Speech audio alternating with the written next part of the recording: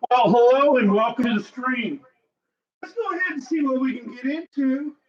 We're going to do a little bit of Coast to Coast AM with Art Bell, and this premiered on 11/30/95.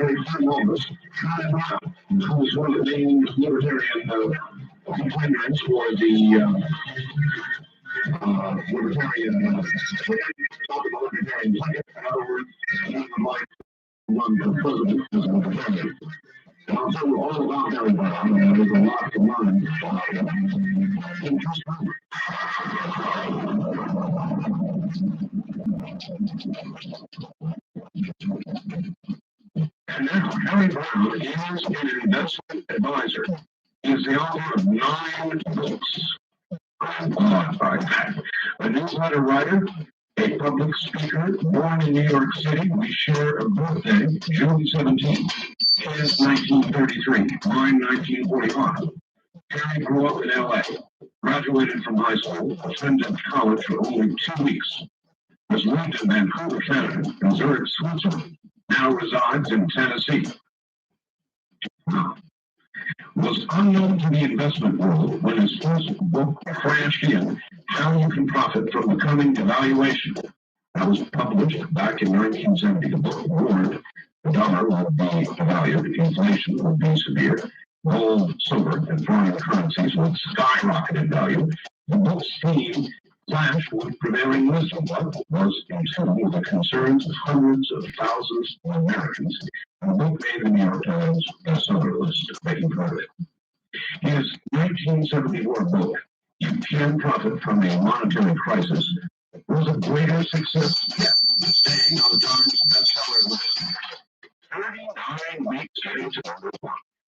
His message amplified the themes in his 1970 book allowed thousands of investors to profit from the turmoil of the late 70s.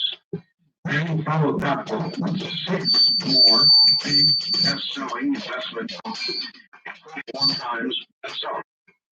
Meanwhile, in 1973, he had published How I Found Freedom in an Unfurled World, a non-investment book that continues to be in demand today. Since 1974, he's been writing Harry Brown's special reports, a financial newsletter, also acts as an investment consultant. His fee is about $500 an hour, but he's not charging us that. He's been a popular public speaker since the early 1960s. He is one of America's best-known investment advisors, has been on the Today Show, Wall Street Week, Cable News Network, Larry King, of course, Financial News Network, and other national local radio TV shows now here. Since 1985, he's been married to the former Pamela Lanier Wolf. Has a grown daughter. His main non-professional interests are classical music, opera, good food, wine, sports, television, and fiction. Sounds like many of us, doesn't it? Here he is from Tennessee. It is Harry Brown. Harry, are you there? Yes, I am. Thank you very much for having me this evening. I'm glad I'm going to be able to add the Art Bell Show to my resume. Well, there you are. It is good to have you. And I just discovered we share a birthday, June 17th. You would be a Gemini. That's right. Okay, Harry, you want to be the Libertarian nominee for president, eh? That's right. I am running for the Libertarian nomination. The convention will be next July 4th weekend, and I am assuming that I am going to be the nominee. And so after a year of base building and working with the LP, we are now directing our attention to the general public with the publication of my new book, which is called Why Government Doesn't Work and is now in the bookstores. It's the campaign platform and the campaign message and explains what it is I want to do. I was going to ask, because I have written one book, I'm never going to do it again. How have you written so many books? Well, when you said that, 9 books, you remember that's over 25 years. And I went through the same agony with each one of them that you went through with yours. Oh, you finish a book, you don't feel like you'll ever do it again. That's right. That's exactly right. But that's what women say after they have a baby. You know, I'll never have to go through this again. Actually, I think the process is similar. I've never had one, but I'm told the process is very similar. I guess there's a million directions I want to go, but I'm going to start with some current news. Let me read you the Reuters top of the news right now. It says, Dole backs Bosnia mission.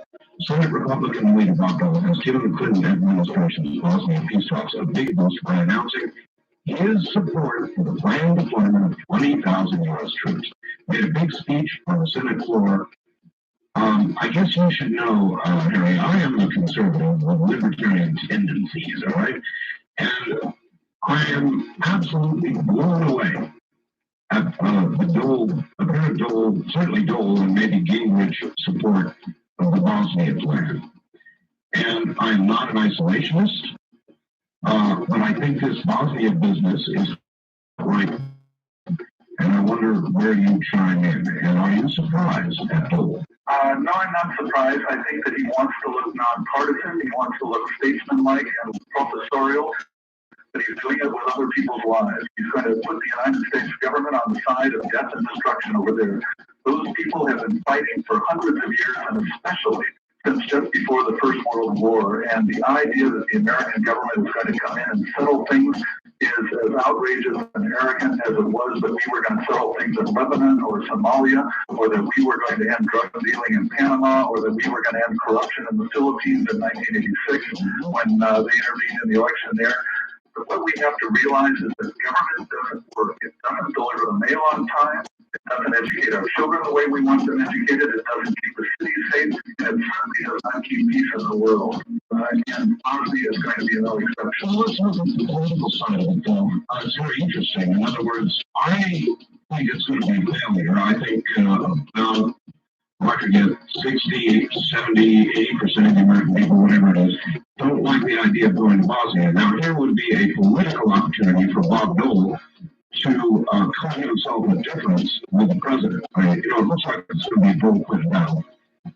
Dole's got a lot of New York electoral votes and elsewhere very tied up behind the scenes. It's Dole. And so he could delineate a difference between himself and the president, and yet he has chosen to take sides with the president on this issue. I'm astounded. Why would he take the political opportunity to have a near sure win? Well, this is an opportunity to show that he's above politics. He has so many issues in which he poses as being different from Clinton. The amazing thing is that there is practically no difference between the Republicans and the Democrats at all. All they've been arguing about is whether the government should grow at 4% a year or at 3% a year. Now, neither side, not Bill Graham, not Pat Buchanan, not Robert Dole, not Bill Clinton, not any of them are saying, look, government shouldn't be growing at all. We're here to cut government. We're here to reduce it by 50% over the next couple of years. We're going to balance the budget now. We're going to cut taxes now. We're going to cut the federal budget today, not in 7 years, not after we let it grow, and not after we add another $700 billion worth of debt to what our children are going to have to pay and what we're going to have to pay interest on year after year. What we should be seeing are huge spending cuts now, huge tax cuts now, and a balanced budget now, because that's what the American people voted for in 1994. And I believe that's what they're going to vote for in 1996. And the reason the Libertarian Party has an opportunity this time, unlike any before, is because the Republicans and the Democrats refuse to seize and exploit this opportunity that the voters have given them. But the Libertarian Party will, and I guarantee you I will be there on national television telling people that there is a credible alternative, that there is somebody who wants to reduce taxes drastically. All right, Harry, let's talk about how drastically you'd like to do so. Your competitors are Rick Tompkins and Schiff from here in Las Vegas and Dublin. There are many differences between yourself and these other gentlemen. I'm not really in a position to speak for them. All libertarians would like to get rid of the income tax. In my book, Why Government Doesn't Work, I present a plan to do that. What I want to do is to reduce the federal government to just those functions that are specified in the Constitution. And there is no constitutional authority for the federal government to be in housing, transportation, education, welfare, crime control, regulation of individuals and companies. And if we get the federal government out of all of these areas, then we can reduce the federal budget enough that we can repeal the income tax without replacing it with any other tax. The spirit of my question, though, was ideologically, as a libertarian, where do you think you fit in? Are you more of a moderate, for example, than Erwin Schiff on tax? No, Erwin Schiff says that the income tax is illegal, and he says that there's no reason to talk about abolishing a tax that isn't even legal in the first place. I don't happen to agree with that. Rick Tompkins, I would presume, is against the income tax, although I've never read anything in which he has stated a platform of any kind or a set of proposals of what he would do if he were elected president.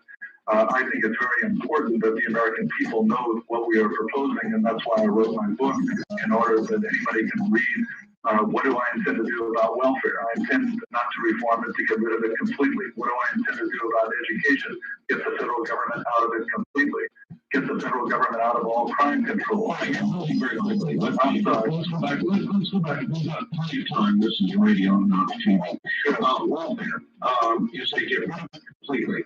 So get rid of federal welfare. Now, right. I'm running for president, not for alderman or state legislature. Would you see any federal money go back to the states for the purpose of welfare if the DC type of welfare? No, the difference between the Republicans and the Democrats is the Democrats want the present system with some improvements. The Republicans want to take the money from the people in the states and then dole it back to the states as though they were children on an allowance. And what I want to do is to get the federal government out of it completely, so the money doesn't even go to Washington in the first place.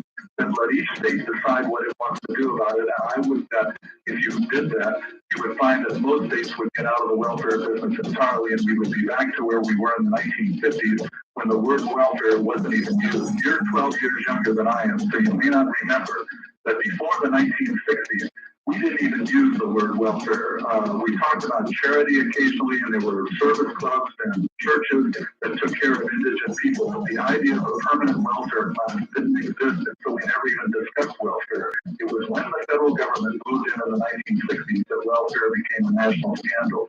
So the first step is to get the federal government completely out of it. All right, well, let me be teary-eyed liberal and come back with their normal attack, and that is, but Harry, what about the children?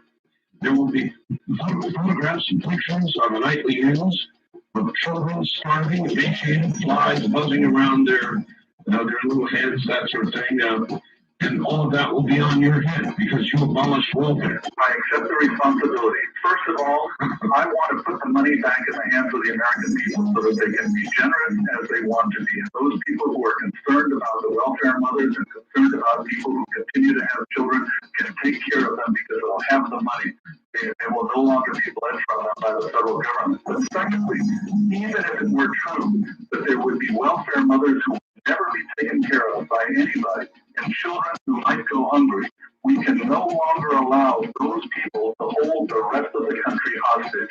That's what has happened. This fear of somebody going hungry has caused thousands and even millions of people to go hungry because they are not able to keep the money that they earn. It's being taken from them by Washington. And as a matter of fact, the tax load today is 47%. That is, federal, state, and local taxes of one kind or another are taking 47% of the national income.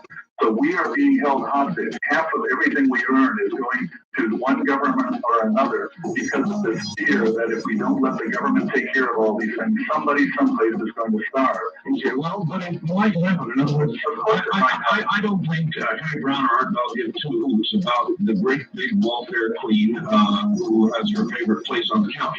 You know, cut her off. The trouble is, she has three innocent children. Now, after you cut her off, you've got a 2-year-old, a 3-year-old, and a 5-year-old, let's say. What happens to those children? We are going to put $1 trillion back into the hands of private individuals. $1 trillion. And if from that $1 trillion we can't find a charity to take care of people who are truly in need, then this country doesn't have a generous bone in its body, if I can take a terrible metaphor. Well, I'll tell you, the bone's been picked a little clean over recent years, and charity and giving has kind of slackened it. Oh, well, of course.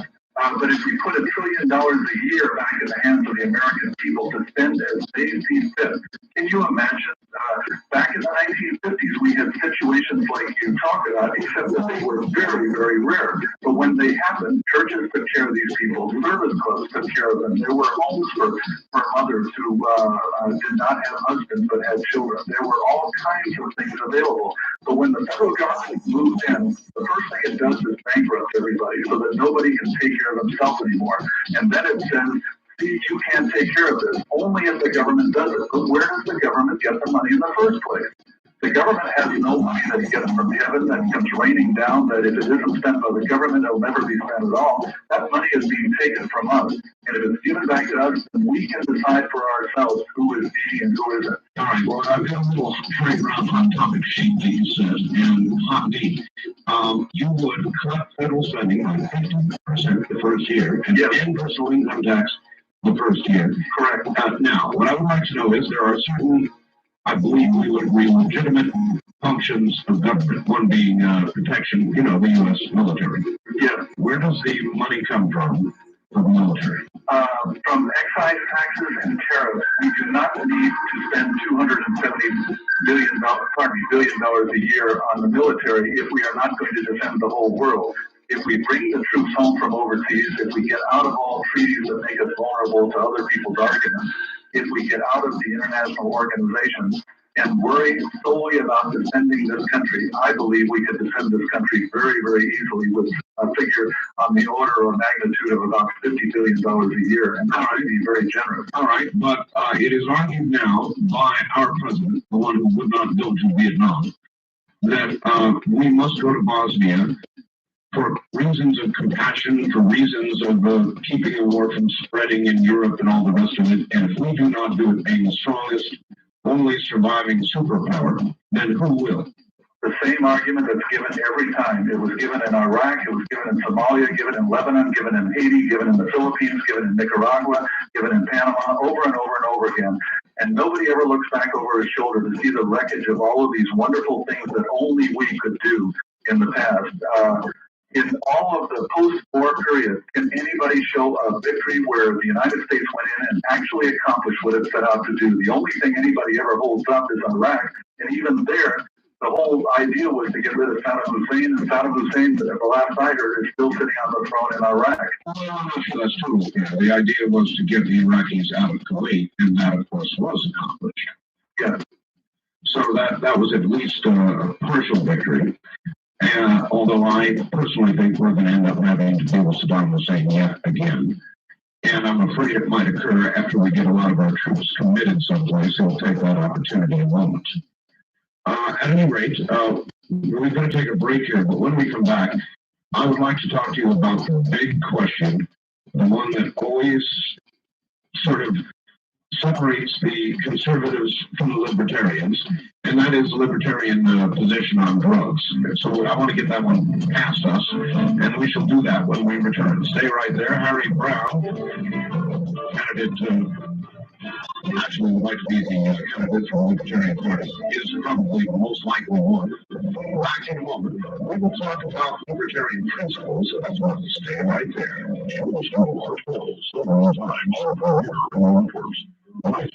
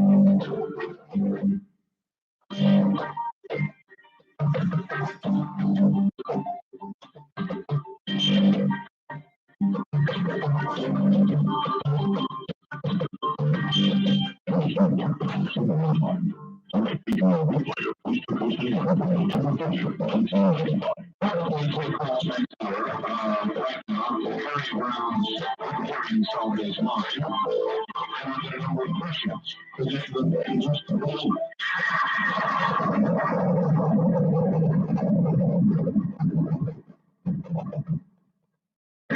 once again, Harry Brown, and Harry, as I said on one of the CNN shows, the big question.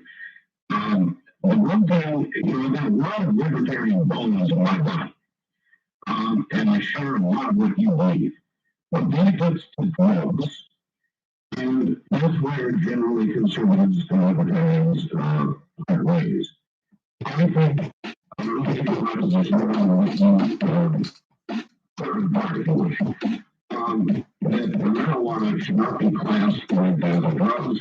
Marijuana is arguably not good for you, but arguably no worse than drugs, less harmful than alcohol.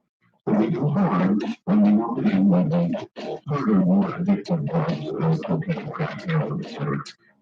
Speed, all the rest of those horrible things that really can addict people terribly. So I would like to separate marijuana by decriminalizing and then having a real war on drugs, not the fake war like what's going on right now, where so much of our resources are devoted to eradication of marijuana. So that's where I am, and I would bet that you would go further down that road. And in fact, your literature says you would release all nonviolent drug offenders from prison. So elaborate. Yes, I think in the first place that the drug war is our domestic Vietnam, is our domestic Bosnia, is an unwinnable war that the United States government has been engaged in for 30 years. We didn't have the kinds of crime problems that we have today until the federal government declared war on drugs in the 1960s.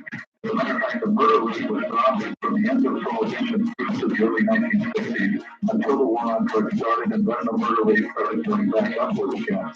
I can't think of anything that would do more to reduce crime in this country than to end the war on drugs completely and fully and get the federal government completely out of it. It is one thing to be opposed to things like heroin and crack and all of these other things and to think that they are terrible. It is another thing to believe that the federal government is going to do anything about it.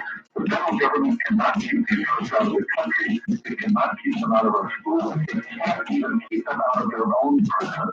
So why should we believe that more money or tougher penalties or anything is going to change that? All that has happened is that it has financed tremendous gang warfare in this country. It has run the price of drugs up so much that gangs are fighting over territories and innocent people are being killed in drive-by shootings. There are rewards for pushers to go on to elementary and high school campuses to try to recruit kids at early ages. All of these things would not exist if drugs were legal. Before the First World War, 14-year-olds the drugstore in this country and buy heroin if he wanted to. And if there was no drug problem, he know what to do. Nobody was worried about what he was going to get on heroin. Nobody was worried about drive-by shootings. None of these things when drugs were illegal. It was drug prohibition that has caused all of the things that we associate with drugs today. So one way in this country,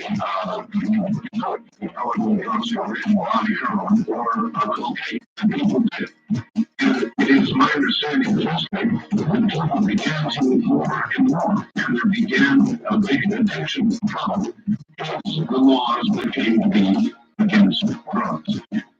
There's a lot of literature on that subject, and I don't pretend to be an authority, but a lot of literature on what it was that prompted these laws. Some people say, for instance, that the laws against opium were passed as an anti-Chinese thing, and that the laws against heroin were passed as an anti-black thing, and so forth. And I don't know if that's true, but I don't think that it is necessarily true that the laws were passed simply because more and more people were becoming addicted. So then in Harry Brown's world, a 14-year-old should be able to be for a while.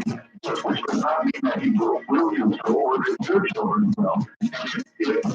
If you did not have a war on drugs, your child would be less likely to do so, and you would be able to influence him a lot more than you can today. Today, there are so many things working against your parental guidance with that child, but if the war on drugs didn't exist and there weren't gangs that were peddling these drugs, since crime doesn't go around the country trying to hook people on their drugs, there doesn't go onto high school campuses and try to get kids to take aspirin. Drug companies, legal drug companies don't do that sort of thing. It's only when these things are illegal that we have all of this tremendous pressure on people to try to get them hooked because the rewards are so great for the people doing the hooking. The way this would have a really big effect on crime is that we would empty the jail of all of the heroin users, all of the crack users, all of the marijuana users, and then there would be room in the jails, in the prisons, and law enforcement resources and the courts for the rapists, the child molesters, the murderers, the that are terrorizing people on the streets today, who are getting out on early releases, who are plea bargaining, and who are able to walk the streets because go off to jail with marijuana smokers and heroin users and people like that. You have to make a decision. There are not enough prisons in this country, and there isn't enough money to build enough prisons to house everybody. It's true, and I find it very profound argument, Trey, but I hear stories very frequently from women who shoot cocaine. They describe that experience as a greater experience than that sexual orgasm. That's a pretty strong thing. Now, I would never have said that strong, but I once got quite a thrill out of smoking. But I quit one day, and it didn't ruin my life. But my question was going to culminate in this. If drugs were readily available, and certainly a lot cheaper than they are now in the black market, what would you expect in this wide open, wild west drugs right here in atmosphere? How many more addicts would we have? I would say that on the one hand, you would have some more addicts because it would be they would no longer be put off by the danger involved, and they might want to try it. But on the other hand, you would have far fewer addicts because nobody would be pushing the drugs on them anymore. Nobody would be saying, "Party here, you ought to be taking this." Nobody would be stopping on the street corner or on the schoolyard or other places. So you would have a trade-off. Which way it would go, I don't know. All I know is it couldn't be worse than it is today. Today we have streets that are unlivable. It wasn't this way in the 1950s. How can you be sure that it's drugs that's driving you and not the simple, not the simple sociological change? I mean, we've got youngsters that almost look at their eyes, it's almost like there's no soul in there. And the price of life is zero.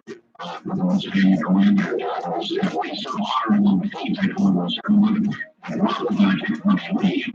Now, they rob the guy, take the money, and shoot to see what it feels like to kill somebody. Oh, I agree with you. I think there is a triad here that there are three things that are influencing this. one we discussed is the drug war. The second is welfare, which is read entirely by the federal government. We didn't have, as I said earlier, this kind of welfare problem until the federal government got into welfare with both feet in the 1960s and the war on poverty. And the third leg of the triad is education. Education has come to a stop in government schools in many parts of the country, not in all parts of the country, but in many parts of the country. The greatest thing we can do for a family that wants to educate its children is to reduce the income tax so that family can choose any school in the city to take that child to. Any private school, any religious school, any school that wants, if it wants prayer, if it wants moral values, it can buy that for because they will have the money that's now being bled from them by the federal government. If they want a school that has excellence in education, we can get that. If they want a school that has with strong discipline, they can get that. They can choose for themselves. Today, they can't do that because we don't have the money. So I think it was very important that the federal government out of welfare, get the federal government out of education, get the federal government out of crime control, and more than anything else, repeal the income tax so that families have control over their own lives and that. Control over those.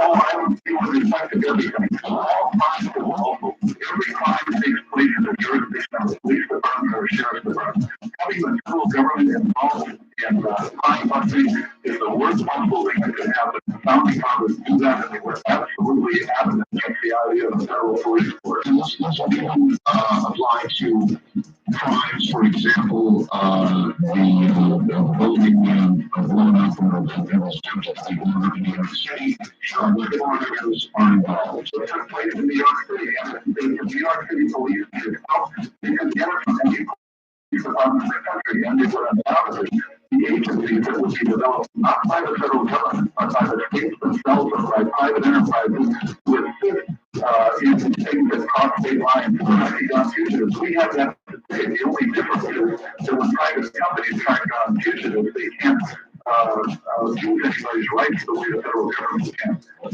having the federal government involved with things as the BATF and the DEA and the FBI and all of these things is just asking for trouble. It's asking for things like Waco and Ruby Ridge and things like that. Actually, I agree with all of that. Let me tell you something, though. If you know about the FBI, what about the CIA? That's a question that comes closer to the military in a lot of ways. Would you maintain the CIA? Well, I think that we have to take a step back and look at the whole question of national defense. The problem is that so much of national defense is based on how do we retaliate against some countries that attack us. We have to have long-range bombers that can bomb Moscow. We need to have intelligence to know what countries in Europe, governments in Europe are doing, or Africa, or Asia, or the Middle East, or whatever it is. And all of this is based on the idea that we're going to fight wars overseas. What we need is a military that will defend this country. And the one thing that we need for the country is the one thing that our government has strenuously avoided, and that is a missile defense. So that any two dictator in North Korea or Iran or Iraq or any place else who wants to lob a missile in this country, either by design or by accident, that could be fended off. And then the only other thing we need is something to defend the border against those rampaging Canadians who are going to come running across the country to try to take us over. So we don't need to be able to retaliate in all of these places of the world if we are able to protect our own borders. But because our country, our government has gone looking for trouble all over the world, in all kinds of places. There's no big governments, we have people who want to attack us, and because we have no defense, then we have to say that the only reason we should attack us is because we're going to retaliate and bomb the cities. You bomb some of our innocent civilians, we'll bomb your innocent civilians. And this is not the purpose of a government. The only purpose a government should have is to keep us out of war, to protect our borders, and to protect us from being attacked, not to show that we can attack anybody in the world and that we can bomb anybody in Georgia. I don't see any need for the CIA if you are working with defense, if you're working with offense and approaching the intelligence. Suppose Brown became president. Suppose that was the year because people don't see dimes with the difference between what happens. And all of a sudden, the American people decided, all right, let's try Holden way. Let's try Harry Brown's way. And you got elected president.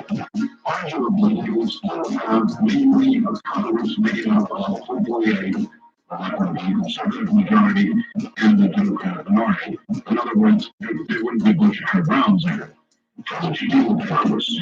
Okay, I believe I do have a chance to be elected. I wouldn't be running if I didn't think so. I realize that if I were elected, it would be an earth-shaking event, and we would not be talking about business as usual as it is today. No one would have could possibly think that I had been elected because people thought I could feel better with Boris Yeltsin or because I was going to make better speeches with the United Nations. They would know that I had been elected because the American people wanted to reduce government dramatically. So the people in Congress who were opposed to it would be doing so at their own political peril. Plus, I would assume that I would bring a number of libertarians with me. Now, I know that we are not going to win Congress next year. We will have libertarians running in a majority of congressional districts, and I think this is the first time a third party has done so in this century. But I still know that we are not going to be able to win a majority in Congress. But I would think that if I won, I would take some libertarians in Congress with me. A number of Republicans and Democrats would probably switch parties, and the rest of them would have to wonder whether they really should oppose me. Now, let's suppose that they do oppose me. It only requires 1/3 of one house, one of the two houses, 1/3 in one of the two houses to sustain a veto. And believe me, I would veto. I would veto as Ronald Reagan never did. I would veto as George Bush never did, and Bill Clinton never has, and Richard Nixon never did. I would veto everything that didn't conform to the program of getting the government cut in half the first year and continue to whittle it down from there until we were down to it was doing nothing but what the Constitution said it was supposed to do. Questions like that in your lifetime. How do you feel? I just asked that question before, and I still don't have a very good answer for it. There are ones that I like more than others. I like Ronald Reagan as a person, but he has been the biggest failure of all because he was elected on a platform beating government off of our backs, and the government was the problem, not the solution. And he was the one who could have turned it around at a much lower cost back in 1980. So one might argue he indeed tried. There were other circumstances that came to bear with the principle of the Russell that caused him to have to compromise with a lot of people running for social programs. One could argue he tried, but he ran up against exactly what I just talked to you about a few moments ago.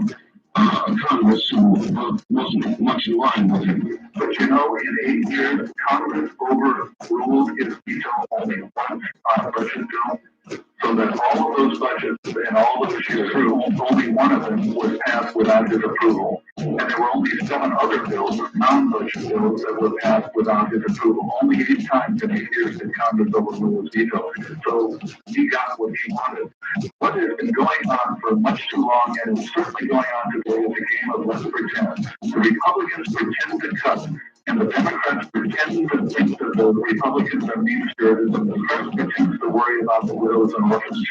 And that's all that's going on. And when the Republicans are running like Bill Graham and Robert Dole and at the end of the day, they run the campaign as those who are libertarians. So once they are elected, they govern as though they're Democrats. And there's not, as you said, a dime worth of difference between, as George Orwell said. Well, there may be about a time's worth of difference when you're talking about that kid, but he seems pretty ideologically grounded. And while I may not agree with his isolationist stance, as are yours, I think that he is a sincere individual and would be, in another word, pretty rough running rate for Clinton. Well, I'll tell you, he's been down in Florida before that straw poll telling all those senior citizens there that the Republicans were much too harsh on their Medicare cuts, when he knew, in fact, that there were no Medicare cuts like the rest of them. But I don't doubt his sincerity. I don't doubt any of them. They're all honorable men. So are they all honorable men, as my old friend Mark Anthony used to say. But the that they are politicians and they make their living there. And we have to elect somebody who is not. I want to go to Washington, spend 4 years there, clean up this mess, and come back and live the remaining years of my life in peace and freedom. You will not see a second term. I won't say now that I won't seek a second term, but my hope is that I can do it all in 4 years because I'm 62 years old. I don't want to spend the rest of my life in politics. I want to get this thing done and get back and enjoy the last 20, 30 years of my life, maybe 40 years if we get with the and enjoy that without the income tax, without the kind of government that we have today. Why is the FDA not a legal agency?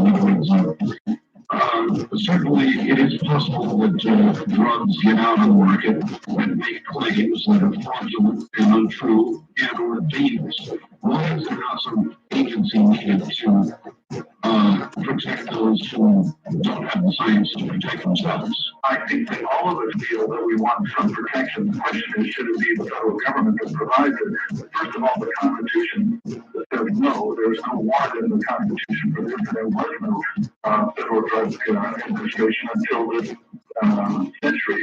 We never had one in the first 150 years, and somehow or other, there weren't many people dying from dangerous drugs. But what has happened since we had the FDA is we have had tens of thousands of people dying because the FDA has held drugs off the market, which later proved to be safe. Drugs that at the very time the FDA was holding them off were legally available for sale in European countries, for instance. And yet, even during that time, the FDA made sure that people couldn't even import those drugs on their own into the United States. People died because the FDA held beta blockers off the market for many, many years. Well, certainly true. Harry, I've traveled the world, and in almost every country I've been in, you can walk into a pharmacy, and you can buy, as you pointed out, just about any kind of drug you want, just by asking. It's all there right on the shelf. It is absolutely amazing, and sure enough, they don't seem to have a lot of people hooked on this or that. So I find the writing is fairly profound, but wasn't possible to talk to. So we've got about 7 minutes to back and relax, and we'll come back and learn from this. Great. All right, coming around with the Libertarian Party candidate is all yours.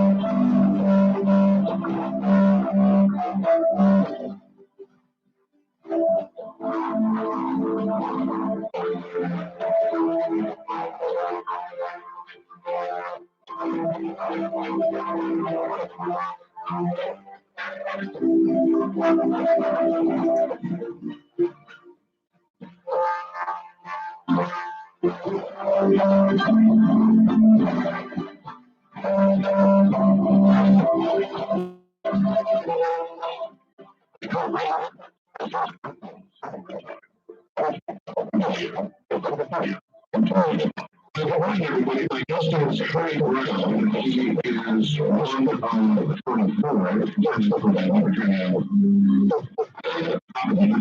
with a libertarian ticket, and we're interviewing him about where he stands on various issues. Fascinating. I'm looking at the telephone lines open, and there's a very few moments. So it's kind of like going on. What a libertarian is all about, and many people like Trump. This morning is your opportunity to have a real thing. Stay right there.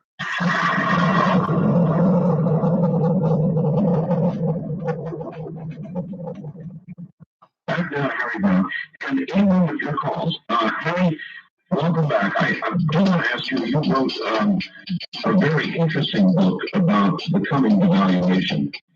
And looking at today's stock market, for example, which is up through the 5,000 mark and still going strong, they dropped about 30-some points today, but basically the trend is up. Looking at the debt, looking at claims of cutting the additional yearly debt in half, or deficit that adds to the debt. Where are we? What do you think is going to happen? Happen to the stock market? Well, generally economically, I assume the stock market is going to come crashing down. Well, I can tell you more about what has happened that people may not have recognized, and that is that through the first part of this century, all the way through 1972, the economy grew at a rate, generally a real rate of about 4% a year. That averaged out, even including the Great Depression and the war and all of these other periods. But since 1972, it has been just under 2% a year that the economy has grown, and incomes have grown at a rate of 0.2% since 1972, whereas they were growing at a rate of about 2% a year for the first part of the century. The point is that we finally reached a level where government was so heavy that it was actually weighing down the economy, and it actually made a difference. Now, let's make something to turn this around and not just slow the growth of government, but to actually reduce it. I said earlier that government is taking 47% of the national income taxes. Unless we cut this down to 30% or 25% or 20% and keep working downward with it, we're going to see this growth continue to slow down until we actually have a negative situation in the United States, and we're going to see our incomes come down from year to year. And devaluation is an actual devaluation in our currency, likely event. No, at the 1970, we were on a wage gold standard at the time with a fixed price, and that's the only time you can actually have a devaluation. Now gold is floating freely, so what happens is the currency depreciates, but an outright official devaluation does not take place. So it's like a slow launch of oil. Yes. Let me ask you quickly about Mexico. I was just down in Mazatlan a couple of weeks ago, and it was astounding how far the American dollar goes in Mexico because of their devaluation. Yes. We pumped about $20 billion or more into the Mexican economy. It didn't even seem to make a tick. No, of course not.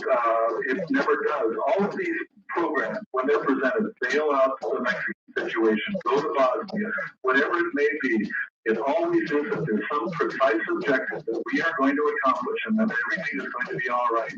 And nobody ever looks back afterward and says, you know, they told us at the beginning that A, B, and C were going to happen, and not one of those things happened. Not one of those things were accomplished. You spoke earlier about how we saved the Kuwaitis in the Middle East earlier, but the fact of the matter is that all of the buildup before that war was that Saddam Hussein was a madman, and that he was the modern-day Hitler, and that we had to get rid of Saddam Hussein, that he was a threat to the world as long as he existed there. When the war was all over, then everybody congratulated themselves on other goals having been achieved, but not the goals that dragged us into the war in the first place. Because government simply doesn't work. Whatever it is that government sets out to do, government never succeeds. All of its promises turn to ashes eventually. And whatever it is you want to see happen, whatever social problem you want to see solved, the last place you want to turn to get it fixed is government. There's got to be a better way, whatever it may be, whatever the problem may be that you want to solve. You said yourself, Ronald Reagan aspired to reduce the size of government, and I think he tried. A lot of things got in the way. Harry Brown became president. How could Harry do what Ronald couldn't? Well, I have the will and determination, which no politician apparently has. I am not aware of any politician that I would trust to stand fast and do the job. In fact, the reason I ran for president after thinking about it for 2 years was because I could not imagine any other person going in there and actually standing fast and saying, this is what we're going to do, and nothing can dissuade me from it. No compromise can take me from the course that has to be followed here. We have to do this, and we have to do it pretty soon. The federal government is running up liabilities that there are not going to be the assets to pay for.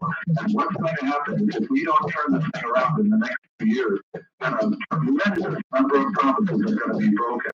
And all this weeping and wailing and gnashing of teeth about slowing the rate of Medicare will be nothing compared to what happens when the rug is pulled out from all kinds of people who have had promises made to them that will not be kept. Because the only way to keep those promises will be to jack up the tax rates to 60, 70, 80%, which would, of course, not even produce the revenue that would be designed to produce. And what we are going to have are massive defaults of all different kinds on promises made by the government unless we get the government out of all these areas and do it right now. And I don't know anybody else that's going to do it, so that's why I decided to run for president. All right. Earlier you mentioned Waco would be rich when we were talking about the indeed, Waco will be rich. The bombing in Oklahoma Militias are forming around the country. There's a supreme commander, somebody or another, Compton, I think, who wants to take 250 people down to the Mexican border and stand there and somehow with weapons, I guess, and prevent Mexicans from coming into the country. There is, Ms. Brown, a collision coming. And I would like to get to the militias and the anti-government folks and the government and all the alphabet agencies. It's like two trains coming at each other on the same track, doing about 70 miles an hour, and there's going to be a collision. Unless we can head it off, not by outlawing the militias, which would be stupid, not by giving into the government, not by doing anything except simply getting the government out of all of these areas where it doesn't belong. And that would defuse this entire issue. These people are scared.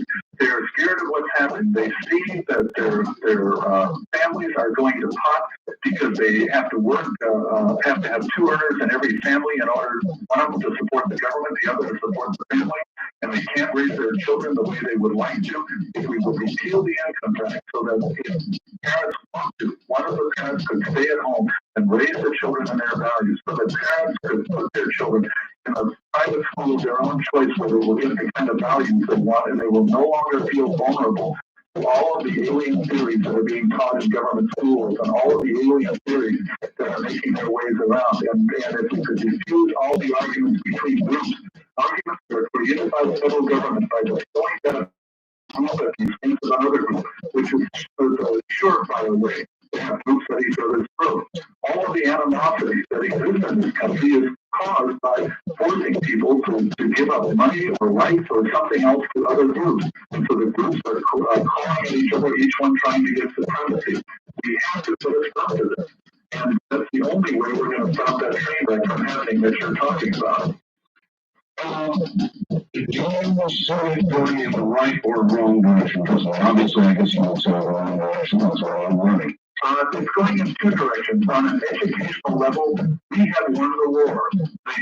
The American people recognize that government doesn't work. All the polls show that 3 out of every 4 Americans believe that the federal government is way too big. Not just a little too big, not just a little oversized, not just a little bit too much waste and cost, but way too big. It needs to be reduced drastically. Every time the question is asked on that basis, 3 out of 4 say yes, the government must be much, much smaller than it is now. You're absolutely right, but we are losing the battle politically. You're absolutely right, but 9 out of 10 incumbents are returned time and time again. Yes, of course, because everything is to their advantage. They have free ranking privileges. They send out re-election literature disguised as monthly reports for their constituents. They have all the largest of the federal government to bestow on their number one donors in their districts and so forth. Everything is in their favor, which is one reason you need term limits. But the point is that the American people recognize that government doesn't work and they are ready to cut it. But politically, we are continuing to lose because the two parties in Washington are still arguing not about how much government should be cut, but at what rate government should continue to grow. I take it you are a strict constitutionalist. Absolutely. How are term limits constitutional? They're not necessarily at the moment, but I think they should be added to the Constitution. I think that they are something that the founding fathers missed, and so they should be added by constitutional amendment. Some people say that's anti-democratic not to let people elect a congressman to a 20th term, but the entire Constitution is anti-democratic. The entire Constitution is putting limits on what government can do, on what people can vote the government to do. You can't vote to take away people's free speech according to the Constitution. All right. Let me do what I promised I would do before they lynch me and go to the audience. East of the Rockies, you're on the air with Harry Brown. Good morning. Hi, Harry. This is Brad from Denver. Got a couple questions for you. Number one, you asked, you said that you want to legalize drugs. Yes, I want to end the federal government's war on drugs. Okay. Now, I have a question for you. Say my children get addicted on drugs. Are the United States government ready to pay for the rehabilitation? Is it now? Is it now with a war on drugs? Well, through the welfare system at points. No. I don't believe that the federal government would give you money. Well, of course, to the point where you could sue an employer because your children couldn't get a job because they were addicted to drugs. But I know you don't think that's right. The point I'm trying to make is that whatever it is you fear from ending the war on drugs are just the same things that are existing now already with the war on drugs. So your children's addiction, if it should come, is your problem, not the federal government's. And that's the way it is now, and that's the way it would be if the war on drugs were repealed. They wouldn't change that in any way whatsoever. Nobody is going to protect your children from drugs except you. Nobody has an interest in it. Nobody has the same self-interest in that you do. You can't farm this out to the federal government. You can't farm it out to your schools. You can't farm it out to anybody else. But what I'd like to do is to give you the tools to be able to do this, the tools that are being taken away from you now by a terribly oppressive income tax, by regulations that take away your earning power at work, by hidden taxes that run up the price of everything that you buy, to try to give you control over your life again so that you have the time to work with your children and to teach them the values that you believe in, and to be able to afford to put them in a private school where they can be reinforced in those values that you want to teach them. These are the tools that you don't have now that have been taken away from you, and I want to give them back to you so that you do have a chance to protect your children. Okay, yeah, I agree with a lot of what you're saying. Also, how far are you willing to cut back from government? I'm going to cut it all the way to down to where the government isn't doing anything that isn't specified in the Constitution. That means getting rid of the federal government, getting it out of welfare, education, transportation, housing, crime control, regulation of individuals and corporations, and probably 3 or 4 other major areas that I've forgotten about. You say eliminate income tax. Income tax now is a power base that Congress uses to manipulate social behavior. Absolutely. So you would be literally cutting their legs off. Yes, the federal government has no business deciding what's right. And you have to get them to go along with that, Harry. How would you do that? You mean to take away the power from the politicians to be able to hold these hearings and say, come on up here and tell me what you're going to do for me before I give you an exemption from the tax? You mean that sort of thing? What we have to do is to create a mandate. We just have to create a groundswell of public opinion here that's going to overwhelm the politicians. Plus, we're going to get into Congress, I think, over the next few years, more people like myself who only want to be there for 2 or 4 or 6 years and then get the heck out of there and come home and enjoy the fruits of it. I don't want to be president. What I want to do is to accomplish as president the things that will make my life as a free citizen what they should be in a free country. And I think that we're going to find a lot more people who are in a position to do the same sort of thing in Congress, people who are well enough off that they can afford to take 2 or 4 or 6 years off to do this sort of thing. Okay, Harry, the American people, I'm just going to come at you hard on this, and you can come back and are getting very cynical, as you pointed out about government. Now, you say, I want to go there for 4 years, I want to do this, and this, and then I want to walk away. They all say that. I mean, almost all of them say that, and inevitably they get there, and Ms. Jones gets to Washington, and something changes. Why would that not happen to Harry Brown?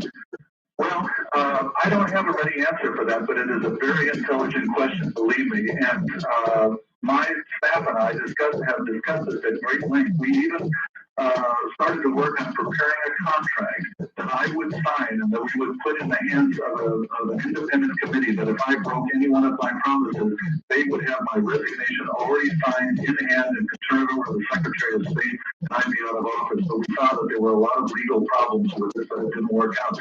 In the free market, when one company finds itself in an industry that's populated by thieves, that industry, that one honest company is forced to find a way to prove its honesty. And once it does, then all the others pale by comparison and they are unable to compete. Sometime between now and the next 6 months, I will find that magic key, that way of guaranteeing my honesty. It will be a part of it. Well, one of the ways is I have written a book that is set on my platform in excruciating detail. The book is very short. You can read it in 3 or 4 hours. It says exactly what I intend to do about welfare and about education, about the federal budget, how I am going to privatize Social Security and in a way that people who are dependent upon it today will be taken care of and will have contracts with private companies. They can rely on, and yet young people will no longer have to throw 15% of their income down a rat hole. And that's all set out in my book, Why Government Doesn't Work. Although even there's some very recent news about the 401k plan, which is a private sector kind of, mostly private sector kind of deal. And there's been all kinds of shenanigans with 401k money. And the government has been prosecuting and going after companies that have been dipping into the 401k plans with excuses like, well, we did this so we didn't have to lay people off.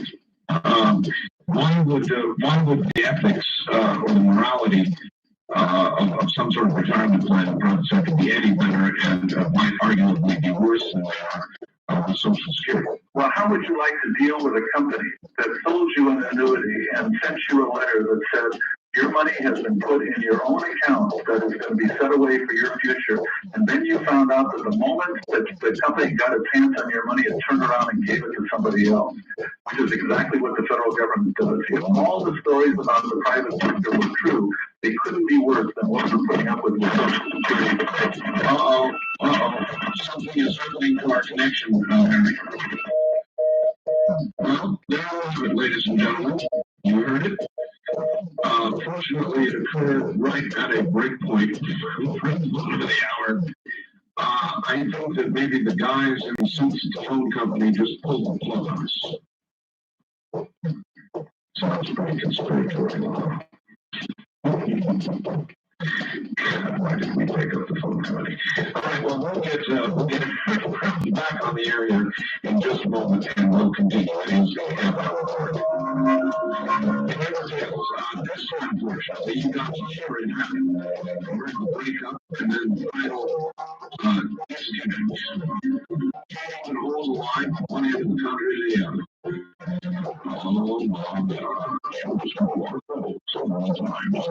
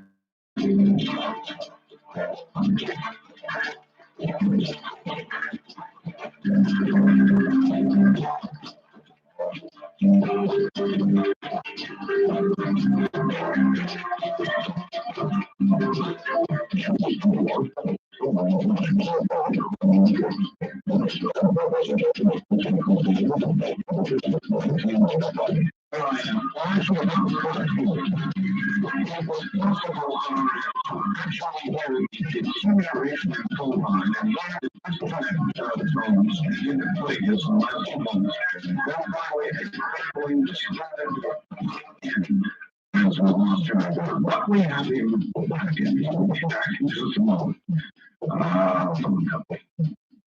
Now, we are going to Bosnia. I don't want to. Harry Brown doesn't want to. Most of you don't want to. Bill Clinton wants to. Bob Dole wants to. We don't, but we're going to go. It's obvious. In fact, really, they've already got troops on the ground preparing the way for many more.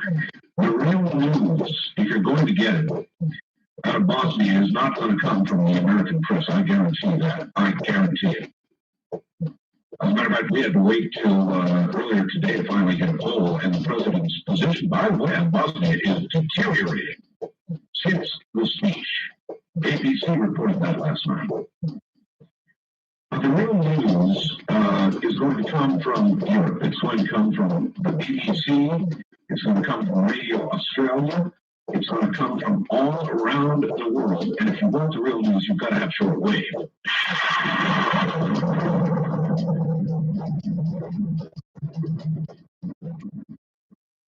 Okay. Harry Brown, hopefully you're there. Yes, I am. You hear? Oh, okay. All right. Well, I'll tell you, as you pointed out to me when we reconnected, it was probably all the talk of Social Security that did it. Anyway, you're back, and here's a press to the Lotus part of the show. CB's guest, Harry Brown, is remarkably sensible on many issues, but each area requires massive change and reform, as Mr. Brown must know. Change and adjustment period is needed. Specifically, what transitions do you see as being the most difficult, and what would you do to ease the pain of a transition? I mean, these are big changes you're talking about. Of course they are, but the fact of the matter is if you ask the government to undertake a program of transition to phase out some federal function over a period of time, you are signing the death knell of freedom. What you are saying is the government is never going to get out because government does not extricate itself easily from things. And any government program to ease the transition for people off of welfare or from federal education to no federal age education and so on is just a government program. And a government program is not going to work any better than the government program we're trying to get rid of. So the only thing to do is to get the government out of it. But the thing that is lacking, Republicans talk about cutting, is that they are not putting any money in the hands of the American people to be able to take care of this transition themselves. That's the important part of it. So you do it with a sharp knife. Yes, and but make sure they're in the hands of the people so that they can weather any adjustments that take place. And if there are people who do not get any of that money, there will be plenty of money in the hands of other people who will want to help them. Okay, I recall Luke Gingrich once saying something I thought very wise. He was talking about eliminating several federal agencies, Congress and some others, I recall. And he did say to cut it in half and not eliminate it is to equivalent to kind of like taking half the cancer out. Sure. In other words, it's going to grow right back again, and I take it you agree with that. Absolutely. Ralph Klein, the premier in Alberta, who has done so much to actually reduce the size of the Albertan government in Canada, not just slow its growth, but to reduce its size, said you cannot jump over a canyon in 2 leaps. You have to do it at once because everybody in Washington has a vested interest in seeing that this does not work. And so if you do it in a half-hearted way, if you do it in a slow way, they will make sure that it does not work and that you get the blame for it and not the government. Look at the savings and loan scandal. So many people think that it was from deregulating savings and loans. Well, in fact, they were barely deregulated at all. They were still subject to massive regulation by the government. But what happened was when the combination of the changes in laws created the incentive for savings and loans to start speculating like crazy, then it was the free market that took the blame for it, when in fact it was government deposit insurance that was at the root of the savings and loans. It was indeed. All right, one more and then back to the loans. Somebody who says, wow, I've just discovered I've died in the world libertarian. So far I haven't disagreed with one thing. But here's the question. Our government possesses, I believe, and I think it's true, many secrets. The program I do this round is a very eclectic kind of program. We might talk about UFOs every now and then. In fact, on television, it's almost like we're being prepped to receive some sort of information the government may have been holding for years. It's not such a far-out concept when one listens to Hazel O'Leary saying, yes, we gave concussion to children, and that kind of thing, the JFK assassination. A lot of secrets in the government over many years. If you were to get to the White House, what would you do with those? I would open up all the doors, all the closets, all the trunks. There is no reason for our government to have any secrets at all. And I would do everything in my power to make all of that information available. Probably, most all of it is harmless, but there probably are a number of things that will turn out to be very scandalous. You cannot give so much power to people without expecting it to be abused. And so I'm sure that there are a lot of crimes that have taken place that have been buried, and if there is any evidence of it, we'll bring them forward. I don't plan to conduct a vendetta against former government officials, but I think that there is no reason for there to be any secrecy in government, because government is not there to operate in secrecy. Government is there to do certain specific things that are open and above board. So let's limit it to that, and then we don't need any of these other things. I appreciate what the person said. He said he hasn't done anything to agree with so far. I'm sure that a lot of people listening to this have found things that they agree with me on, and run into something and say, well, gee, I never thought about that before, and I'm not so sure I agree with that. And I understand that. I am giving you an awful lot to swallow at one time. But remember this. I'm not so sure I agree with them on the war on drugs or on some other things. Ask yourself, how much do you agree with the Republicans and the direction that they're going in? How much do you agree with the Democrats? If you only agree with me on 80% of what I'm saying, then we're probably far more in agreement than you are with any other politician. Good point.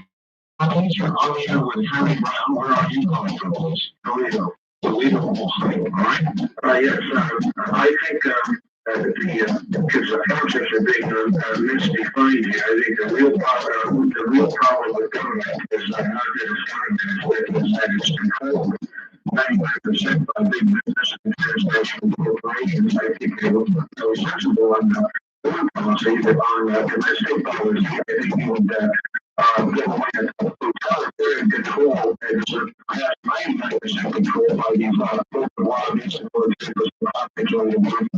Would be a problem by business. And I would mention that he was quoted in a speech he gave to the Center for Strategic and International Studies. And it shows the similarity between, I think, the Democrats and Republicans.